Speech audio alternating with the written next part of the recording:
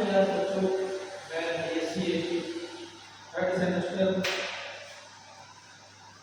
की क्लास ले रहा हूँ आपकी, जिसका कि सब्जेक्ट थर्ड सेमेस्टर का सब्जेक्ट है फंडामेंटल्स ऑफ प्लांट ब्रीडिंग। जिसमें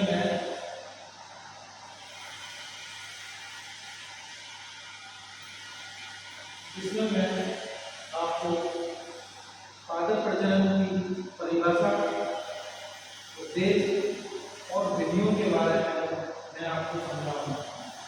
जैसा कि पादप प्रजनन का अर्थ एवं परिभाषा, इसमें जो परिभाषा है पादप प्रजनन कला एवं विज्ञान दोनों है। इसमें पौधों को अधिक आर्थिक महत्व की दृष्टि से उनमें आनुवंशिक सुधार किया जाता है।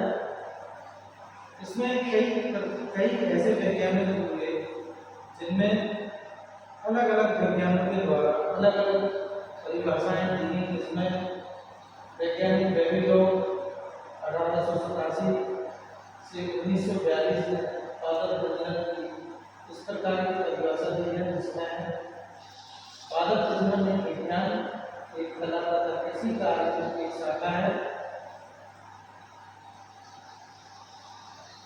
अब पादप प्रजनन है पादप प्रजनन पौधों की प्रजातियों का एक आनुवंशिक उद्देश्य परिचालन है, जिसमें पौधों की नई किस्मों का विकास किया जाता है ताकि उन किस्मों की उत्पादक क्षमता, रोग प्रतिरोधक क्षमता एवं उपज के गुणों में सुधार किया जा सके। जैसे कि इसमें हम ऐसी टेक्निक पादप प्रजनन के सब्जेक्ट से ऐसी तकनीकी विकास कर सकते हैं, अपनी फसलों में सुधार कर सकते हैं, उसकी उपज बढ़ा सकते हैं और उसमें कुछ ऐसी किस्मों का विकास कर सकते हैं जो रोग प्रतिरोधक की क्षमता रहे और बेहतर उपज रहे और अच्छा उत्पादन हो। जिसमें कुछ ऐसी विधियां हैं पादप प्रजनन की विधियां, मेथड्स ऑफ प्लांट ब्रीडिंग, जनन विधियों का ज्ञान पादप प्रजनन के लिए एक मौलिक महत्व रखता है। किसी भी प्रजनन कार्य में जनन की विधियों का ज्ञान आवश्यक है। जनन प्रणालियों के आधार पर प्रजनन की विधियां निम्न प्रकार की होती हैं। इसमें पहला जो प्रमुख विधि है वो स्वपरागित फसलों में प्रजनन की विधियां, methods of breeding for self pollinated crops, जिसमें पहले इंट्रोडक्शन प्रोविजन, दूसरा सेकंड पॉइंट है इसका सिलेक्शन के अंतर्गत जो विधियां और आएंगी इसमें है वंश चयन, इसको भी मास सिलेक्शन कहा जाता है। दूसरी इसमें बी पॉइंट में है विशुद्ध बच्चाकरण वर्ण, इसको पियोलाइन सिलेक्शन कहा जाता है। नेक्स्ट इसके बाद जो दूसरे नंबर पर जो विधि है परपरागत फसलों में प्रजनन की विधि है, मेथड्स ऑफ प्लांट ब्रीडिंग और क्रॉस पॉलिनेटेड क्रॉप। इसमें जो पहली विधि है वो इंट्रोडक्शन है, दूसरा सिलेक्शन है। सिलेक्शन के अंतर्गत 3 विधियां और आएंगी इसमें। पहला है 3 नंबर पॉइंट पे है दूसरा है मास सिलेक्शन, तीसरा है संततिकरण, दूसरा है संततिकरण एवं वंशानुक्रम प्रजनन, तीसरा जो है प्रत्यावर्तीकरण। अब जो पादप प्रजनन में ये दो विधियां प्रकार से थी, अब पादप प्रजनन के प्रमुख उद्देश्य जो इस प्रकार है, जिसमें कि हाई प्रोडक्टिविटी, अधिक उत्पादकता या हायर यील्ड और अपनी उपज को कैसे बढ़ा सकते हैं, किन किन तरीकों से उसको बढ़ा सकते हैं, उस पर काम किया जाता है। जो पादप प्रजनन के प्रमुख उद्देश्यों में से एक है। नेक्स्ट जो उद्देश्य है उत्पादन क्षेत्र का प्रसार।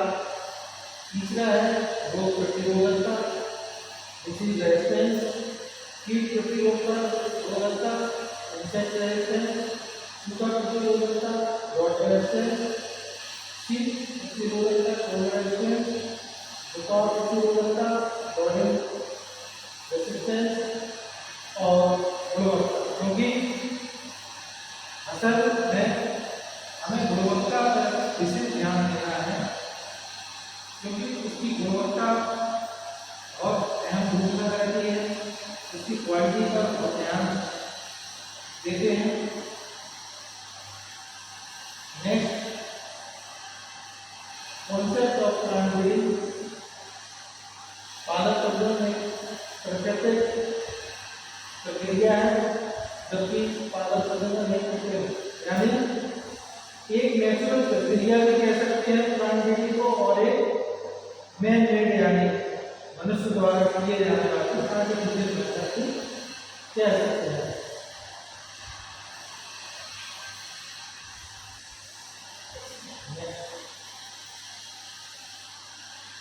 इसमें आनुवंशिक सुधार यानी जेनेटिक इंप्रूवमेंट्स में क्या कर सकते हैं हम लोग, ओजन वृद्धि कर सकते हैं, उसमें विगर कंट्रोल, जो प्रजाति में फसलें जिन पर भेद हो जाता है, प्रजाति में ऐसी फसलें, कीट प्रतिरोधी फसलें, रोग प्रतिरोधी फसलें, शीत प्रतिरोधी, सूखा प्रतिरोधी फसलें।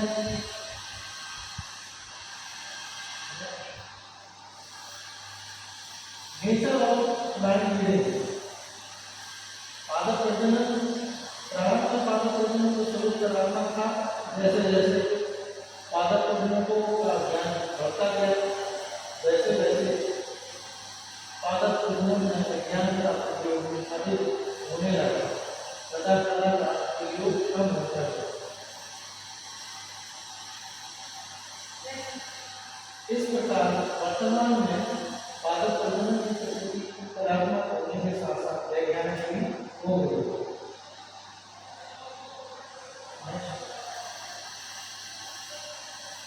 जैसे कि मैंने उद्देश्य पहले ही बताया है, पादप प्रजनन का मुख्य उद्देश्य पौधों में आनुवंशिक परिवर्तन करना, इस मामले में अधिक आर्थिक मान का बनाया जा सके। पादप प्रजनन का मुख्य उद्देश्य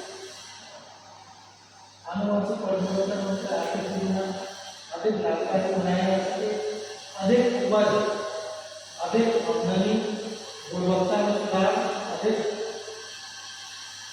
आमदनी यानी मोर इनकम, मोर क्वालिटी और मोर यील्ड।